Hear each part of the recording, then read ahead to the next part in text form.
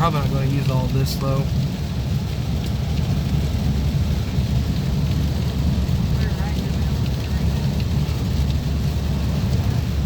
Uh-oh.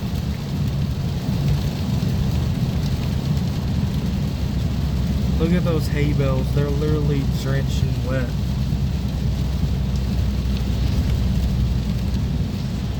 And no, whenever me and Dad were out there, was water going higher than the truck whenever people would drive by. It's probably going to be like that if this continues. There was flash flood warnings in Indiana yesterday, and there were some towns, Booneville, Indiana, the one where we stopped at that place, like the flea market and stuff, it was completely underwater. Booneville, Indiana, it's right across from Owensboro.